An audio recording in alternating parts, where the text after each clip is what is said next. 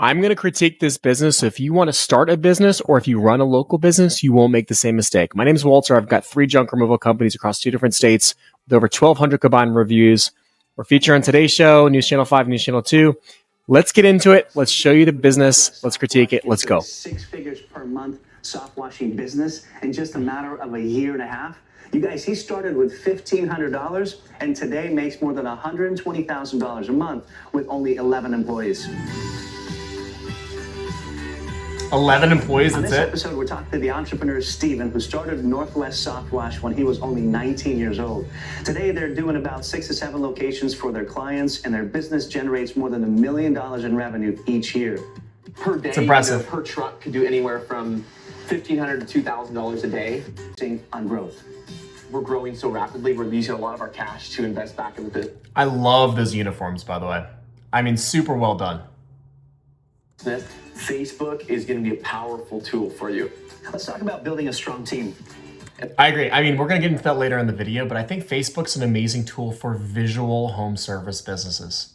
It's not great for businesses like plumbing or HVAC where it's more technical, but for where you can do before and afters like seen in the video right here, it works incredibly, incredibly well. And especially if you can get in front of a camera and talk, you can create a ton of value in your local community. People will recognize your face. And people want people they know or trust to do services on their home. If you can create that rapport with your local community by Facebook ads, it's way better than Google because your face is actually involved. The actual quality of your product you can see. It's not like Google where it's just PPC, which is just words essentially. On Meta, there's great videos. You can do Instagram ads, you can do Facebook ads. You can really show the personality of yourself and the personality of your brand. And so if they start seeing your photos and your brand in those groups, you'll have a lot more business. How many jobs are you guys doing on average every day? Those are 2 things that go a long ways with clients. So let's go and meet the man. This is their warehouse, right? It sounds so obvious, but start a business where it makes sense. For pressure washing in Northwest United States of America, there's moss on the roofs. There's moss on the driveway, on the sidewalk, on the patio. There's gonna be moss everywhere. I think a pressure washing business is obviously a great business to start in that location. Here, it's about 1,400 square feet. They've got a little office right here. So we're gonna knock on the door. So I started Northwest Soft Wash actually in 2020. At the beginning of the year, I previously had a pressure washing company. And so I started as a pressure washing company, then realized I didn't want to use the high pressure on homes. I didn't want to pressure wash a roof, didn't want to pressure wash siding. And so I went completely into a different area of that field and started this.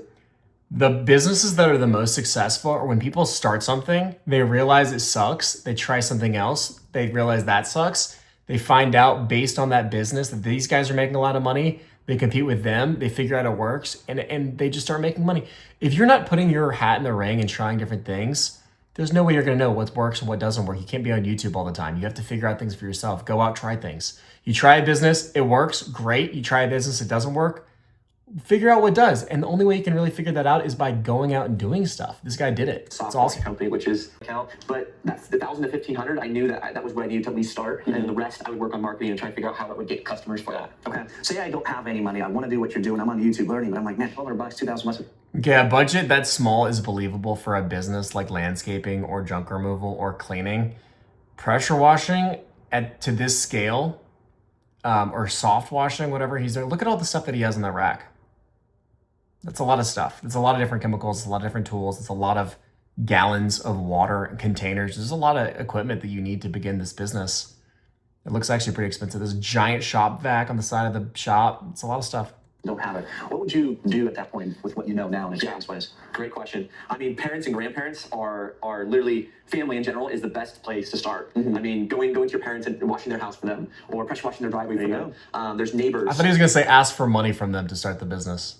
There's so many people that are in your power base, which are family members and relatives and neighbors that would be more than happy to help you and help kick you into high gear. So don't be afraid to ask.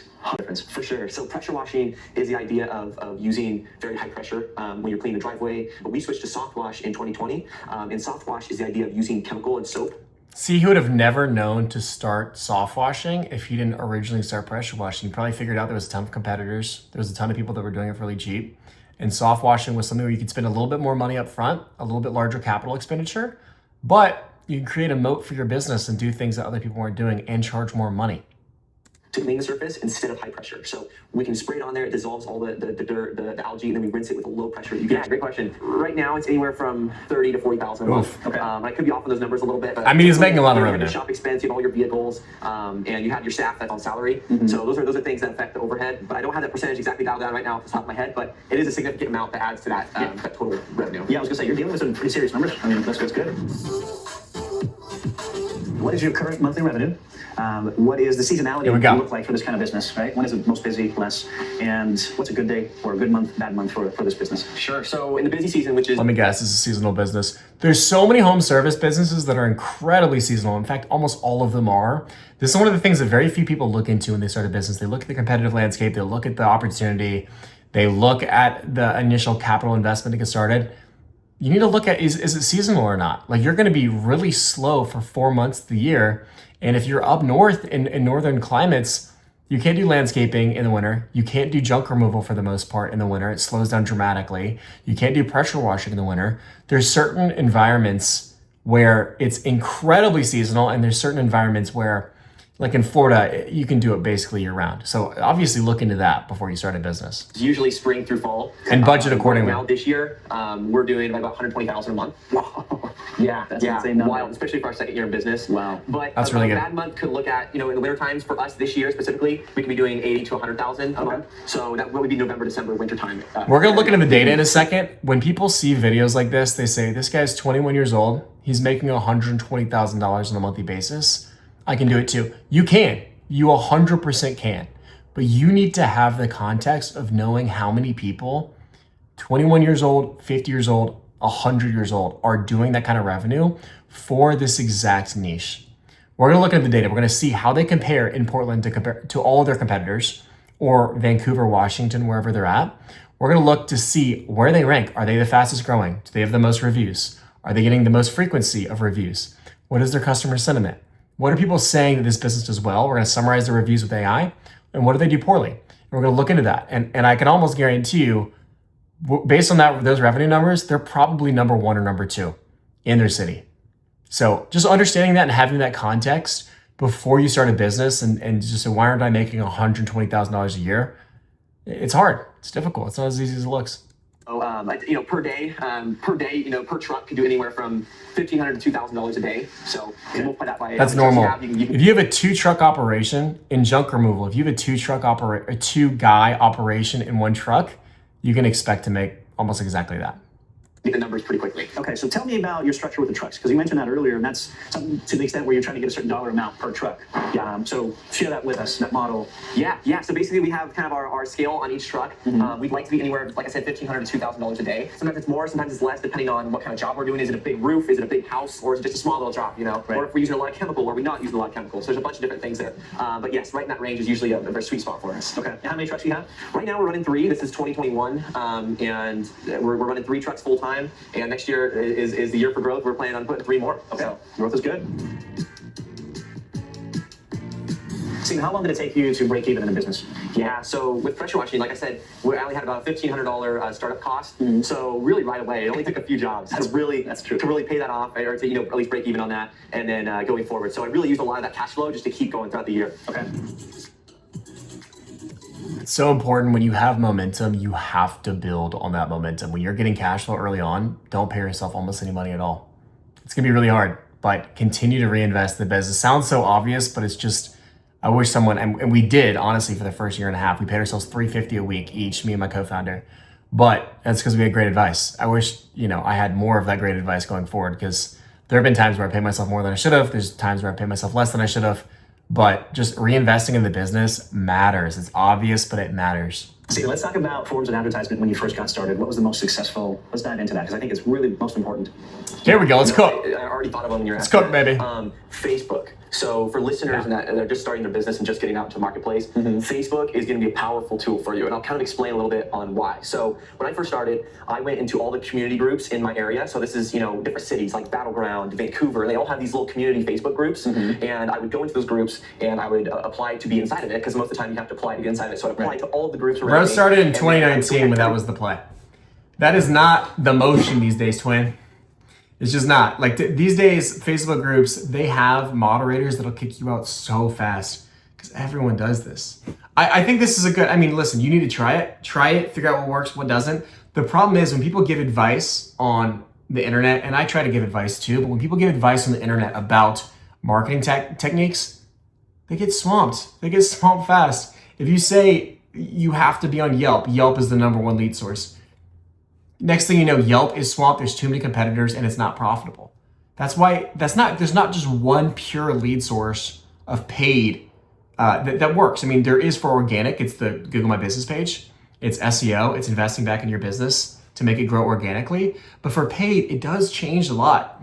And back when Facebook groups were really popular, although it's organic, it's been tapped out. It's really been tapped out recently, and you can just look into this yourself. I might finish a job, I would take before and afters, and I would upload those into all of the community groups. Smart idea. And I wouldn't be spammy. The idea is to not be spammy because people do not like, that's not what you're there to do is to advertise. But yeah, you can put little things in here and there. That's another thing is people do it wrong. People are spammy. Do a post a week or something like that. And a lot of people will start commenting. You can get, some interaction that way. It's a great place to start because a lot of the community will start to see you around. And so if they start seeing your photos and your brand in those groups, you'll have a lot more business to attract from them. Tell us maybe your top 3 or 4 services. How do you decide on what services? Palmer Luckey had a tweet the other day where he said, you're in your 20s for 10 years of your life. In your 20s, people want to help you out. Take advantage of that. Milk that for all that you can. It's 100% accurate, especially when you're in a local business trying to create value in your actual local community. You're in your 20s.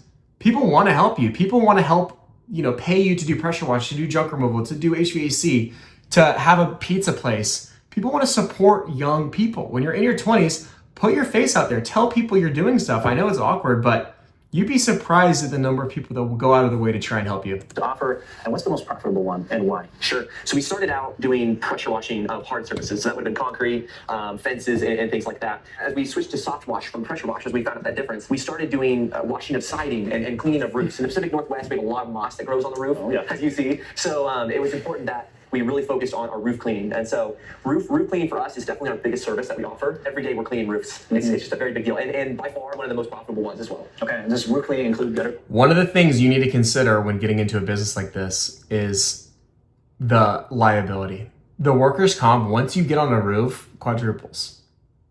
If you're just going into someone's home, removing your stuff, you're just landscaping in the back, there's workers' comp. It's not nearly as expensive. When ladders get involved, when a ladder gets involved, workers' comp is going to hurt badly, and it's a percentage of payroll. It's incredibly expensive. Clean, obviously? Yeah, a lot of times we package it up that way to where when we're cleaning the roof, we like to clean the gutters out. It's just while we're up there, it makes it very easy at the same time.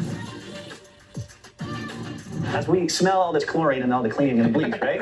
Let's continue on with the interview. And I think the next question is really how many hours are you investing now versus what it was when you got started?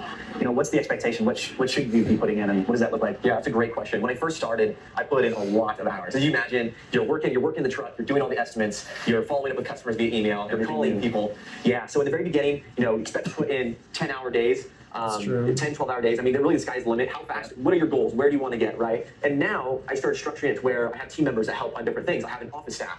They take all the calls. They take all the emails. We have our service manager, Michael. He deals with customer satisfaction, making sure the crews are where they should be and doing what they should be. So now it's structured just a little bit differently. Honestly, I don't think he's quite big enough to be at that stage. He's only got 3 trucks that are out on the road. He could easily do that himself. That really is going to compress margins when you hire somebody significantly, especially when you have multiple people. You get a marketing person, you get someone operating the phones, then you have someone managing the crews, right? And dispatching and figuring out where they are at each time, or at the client's house, how's the project going, project management.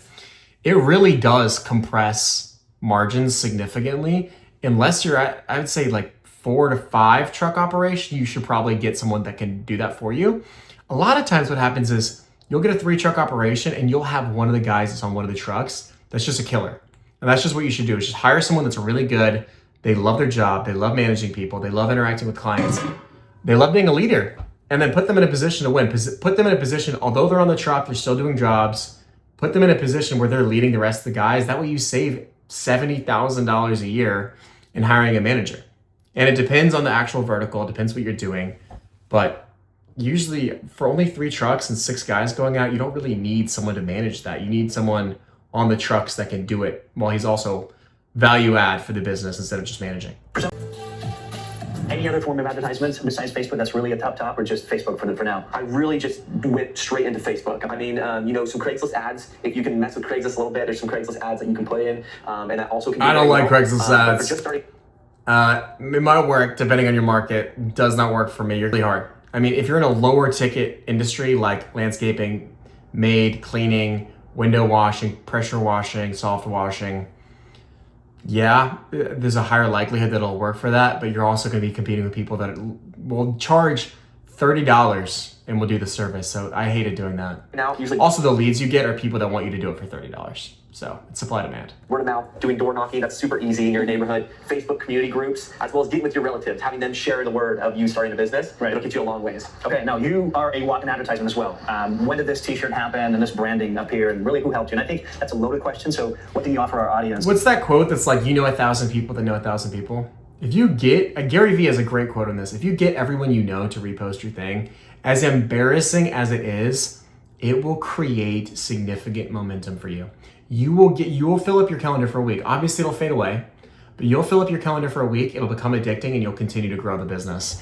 It's really hard to do because you don't want to have to ask people to share on Facebook you're picking up people's trash outside their home. But humility wins here. And 1 million people, through the 1,000 people you know that know 1,000 people, the world's smaller than you think. You can actually grow your business really fast doing that. In terms of how you can help provide those resources to them. Yeah, for sure. Branding is going to be very important starting out. You want a clear, concise brand that people will remember, and it's a trust. It's a form of trust, right? So we decided to go with these shirts. It's like they're chemical proof, so we don't have to worry about our chemical getting on here and staining it or anything like that. Okay. As far as designing, I like the water on this shirt, but the logo itself, oh, is that a tree in the middle? I mean, logo's pretty good. This shirt I like a lot. I will actually be commenting down below on our designer that we use, that designed our logo, designed our brand. It's very professional and doesn't cost you an arm and a leg, especially when you're starting out. You don't need a $10,000 logo, right? Okay. So I'm gonna be posting his information down below. So feel free. Dude, to now with comment. AI, you can make a logo. I mean, I would say even better than that for like nothing. I mean, literally for free. There's no excuse. Don't hire a designer. And we'll be on our way. There you go, guys. Ask him a ton of questions. He'll be there to answer. We'll be there to answer as well. Steve, let's talk about your monthly advertising spend and what's giving you the best ROI. Yeah. So in our company, Here we go. Earlier, sales and marketing was our biggest thing. I focus heavily on it. So That's why he's winning. That is why he's winning. Sales and marketing. Be a sales and marketing company that also does soft washing. Be a sales and marketing. I've already talked about this. It's so important. for our advertising spend, we spend anywhere from 10 to 12% of our overall revenue. Mm-hmm. So right now, they can look at, we're anywhere from $10,000 to $12,000 a month we spend on advertising. So that's Facebook ads, Google ads, that's yard signs, that's direct mail. There's other things that we do as well as that. But as far as the best ROI, what is the best ROI? I would say Facebook by far. Okay. So social media has been by far some of the best things that we've ever done. So when you do a Facebook ad, you're getting two things. One is you're getting branding. Even if no one clicks on it, people are still seeing the ad. They're still, in the back of their mind, they're making space for your brand, your business. They know your face, they know your logo, and you're just putting it out on the internet. The second thing is the actual conversions, obviously. A percentage of people, say you've got a 2 to 3% click-through rate, which is pretty good, pretty middle of the road for a home service business. Those people are gonna go to your website. Of that, you're gonna have about 5 to 10% of people actually end up buying your service or paying for you to do pressure washing, junk removal, whatever it is. And so you're getting two things in one. It's not just the straight conversions of people clicking it, booking, and then paying you money. It's also people creating awareness. And that's one of the things that Facebook does really, really, really well, that Google doesn't do with PPC, that Craigslist doesn't do. There's no branding on Craigslist. It does great at both. And then you can track it and see what works, what doesn't, and then tweak it from there. Very heavily on. What are important must-have skills in getting going and really getting going successfully? Yeah, I would say just starting out, sales and marketing. Those are the two main things. If you have all the equipment, if you don't have sales, if you don't have people, you guys on YouTube that have this info, a lot of videos that teach you about sales and door hangers, flyers, knocking on doors, is all good things. But yes, YouTube was a big part of me learning sales. That's exactly why we're doing this, you guys, for you. How many jobs are you guys doing on average every day? Yeah, so we try to do about 2 jobs per truck. So right now we have 3 trucks. That puts us at about 6 jobs a day. So is that pretty consistent during the busy times? Or it's consistent. So you're charging $1,000? I feel like that seems high, man, to soft wash a house. I mean, there's a lot of equipment that goes into it, but I bet his average order value is not average because they'll do big jobs, but their median job is probably around 400 to 500 bucks because they'll get probably a lot of small jobs. And so, I don't know, that seems a little high. You know, it could be And see how well he's actually doing. And as it turns out, he's killing it. I mean, he's kicking ass. If we can look at the data here, this is him. He's got about 100 on the Localytics score. So this includes the total reviews, the frequency they're getting reviews, their rating, is it 5 stars, is it 1 stars, the visitors to the website, basically all public KPIs we can find. We put it in, we create a score based on all public intel that we find on the business. They're killing it. I mean, the second guy, All Seasons Cleaning, they've got less. These guys have, so Northwest Softwash has 1,300 reviews. That's incredible. All Seasons Cleaning, 696. Clark County Roofing, roof cleaning 408, all the way down. And there's a huge distribution. So if we look at the data, let's see who's growing the fastest, actually. So move myself here. Yeah. All Seasons Cleaning is actually growing the fastest in the past year, although Northwest Southwash is actually doing incredible. They're not growing quite as fast. All Seasons has less total reviews. They're at second place, but they're first in growth ranking. Sentiment, 5 out of 13. Let's see what they do well. This business, great customer service. David, Vova, Max, Robert mentioned specifically. Let's see what Northwest does really well. So first in total reviews, second and fastest growing. So I wouldn't be surprised if All Seasons catches up and beats them relatively soon. We can look at the data. We can see, all right, excellent service quality. These are some of the great employees they have. They've got a no-moss warranty, which is working really well. Some weaknesses, some one-star reviews include debris cleanup, communication gaps, inconsistent service quality delivery. And then we can look at all the data. So of all the reviews that have been left in the last year for softwash companies in Northwest Vancouver, you can see what percentage of the market each one of these businesses have. So they've got about 21% of the market. But as I said, in the last year, All Seasons is coming up and beating them. But this is a super bifurcated market. These two guys have the majority of the market, just them two alone. And the rest have 2, 3, 4, 5, 10% of the market. But these guys basically have a duopoly right here. It's really impressive to see. If you want this data and more, you can go to localytics.org for your specific market and sign up today.